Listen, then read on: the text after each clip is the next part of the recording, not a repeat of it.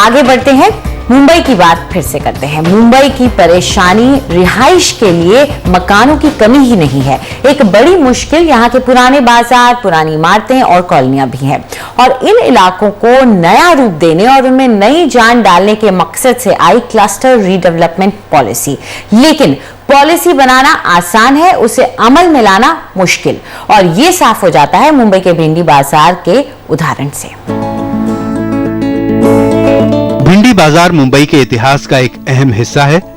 18वीं सदी में दाऊदी बोहरों के पूर्वज यहाँ आकर बसे थे और उनके फातिमा शिल्प वास्तु हो या खाना या फिर धार्मिक स्थल, सभी दुनिया भर में शोहरत हासिल कर चुके हैं। लेकिन विरासत का यही खजाना अब खस्ता हाल है। लगभग 80% इमारतों को सरकार ने खतरनाक बताया है। सैफी बुरहानी अपलिफ्टमेंट ट्रस्ट या SBUT इस इलाके को बेहतर बनाने की कोशिश में जुटा है, लेकिन काम आसान नहीं है क्योंकि 16.5 एकड़ के इस प्लॉट का हुलिया बदलने के लिए लगभग 3,200 परिवारों और 1,250 कारोबारों का पुनर्वास करना पड़ेगा। फिलहाल सरकार ने यहाँ पर होने वाले काम पर पाबंदी लगा रखी है क्योंकि नियमों के अनुसार प्रभावित इलाके के 100% किराएदारों की मंजूरी लेनी जरूरी होती है। लेकिन कुछ नए नियमों का ऐलान किया गया है जो इस प्रोजेक्ट में नई जान फूंक सकते हैं। सरकार ने आखिरकार अपने अंतिम खाके में माना है कि क्लस्टर डेवलपमेंट लोगों के लिए फायदेमंद होना चाहिए। उसे पब्लिक गुड प्रोजेक्ट की परिभाषा देनी चाहिए, चूंकि ये जनता की भलाई के लिए है। इसलिए प्रोजेक्ट के लिए 70% मकान मालिकों की मंजूरी काफी रहेगी। यही सबसे बड़ा फर्क है। 70% लोगों की मंजूरी के बाद SBUT आखिरकार अपने मास्टर प्लान पर अमल कर सकेगा। ये फिजा रेडियो वाला जैसे किराएदारों के लिए अच्छी खबर है। चौथी पीढ़ी की किराएदार फिजा और उनका परिवार पुनर्विकास के लिए अपनी मंजूरी दे चुका है और अब उन्हें उस नए प्लान्ड अल्ट्रा मॉडर्न भविष्य के साकार होने का बेसब्री से इंतजार है जो SBUT ने भिंडी बाजार वालों को दिखाया है।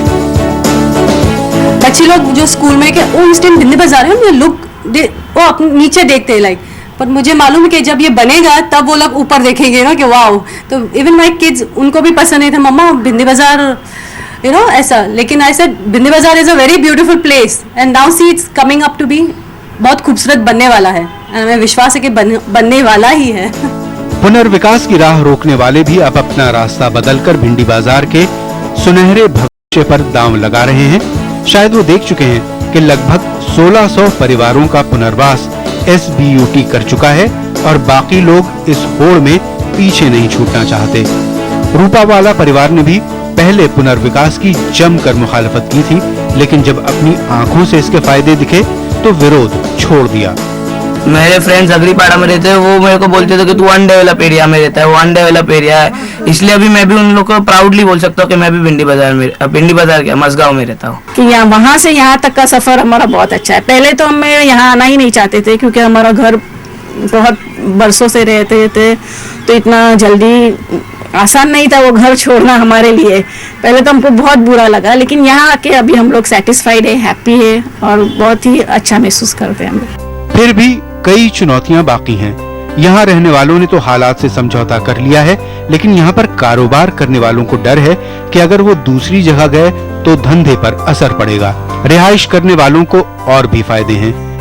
वो पुनर्विकसित प्रॉपर्टी के मालिक तो हो ही जाते हैं, साथ में अतिरिक्त कारपेट एरिया भी मिलता है। वैसे कारोबार में खलल न पड़े, इसके लिए SBUT ने शॉपिंग कॉम्प्लेक्स के तर्ज पर 200 दुकानों की एक ऐसी व्यवस्था बनाई है जिससे वहां ग्राहकों का तांता बंधा रहे। ये रणनीति कामयाब हो रही है। इस बात का अंदाजा यूं लगाया जा सकता है कि 150 से भी ज्यादा कारोबार यहां आने को राजी हो गए हैं। साफ था कि वो मॉल जैसी शॉपिंग नहीं बल्कि स्ट्रीट शॉपिंग चाहते थे, तो हमने ऐसे सारी दुकानें डिजाइन की कि करीब 1200 दुकानें होंगी और सभी सड़कों पर हैं।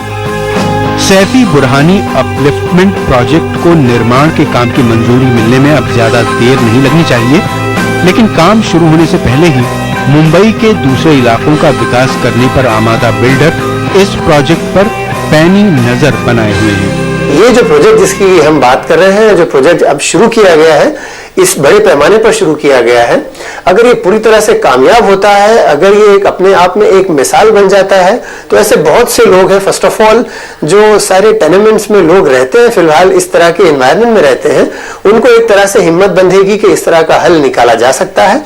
दूसरी तरफ बिल्डर्स जो अब तक के इससे बहुत ज्यादा उम्मीद नहीं पा रहे हैं, अगर ये एक कामयाब एक्सपेरिमेंट होता है तो बिल्डर्स के लिए भी एक हिम्मत बंधेगी। भिंडी बाजार के किराएदार अब मकान मालिक बन जाएंगे। हालांकि उन्हें इस पेशकश को अपनाने में देर जरूर लगी है, लेकिन ज्यादातर लोगों ने जब इसका फायदा देखा तो इसे चुनने का फैसला कर दिया। अब उन्हें लग रहा है कि यह फैसला बिल्कुल सही था। मुंबई से कैमरा पर्सन राकेश सोलंकी के साथ आशीष भाटिया, एनडीटीवी के लिए। आपको रहने के लिए सस्ता मकान चाहिए या आप निवेश करना चाहते हैं, हम आपकी मदद करेंगे। प्रॉपर्टी से जुड़ा आपका जो भी सवाल है उसे property@ndtv.com पर ईमेल कीजिए या फिर चाहें तो हमें आप SMS भी कर सकते हैं। प्रॉपर्टी लिखिए, एक स्पेस दीजिए और अपना सवाल लिखकर हमें 56388 पर भेज दीजिए। आपके जितने भी सवाल हमारे पास आते हैं हम उनकी पूरी रिसर्च करके ही उनके जवाब देने की कोशिश करते हैं, इसलिए आप अपना सवाल हमें जरूर भेजिए। याद रखिए, प्रॉपर्टी के बारे में कोई भी फैसला करने से पहले हमसे सलाह जरूर लीजिए। फिलहाल इजाजत दीजिए, नमस्कार।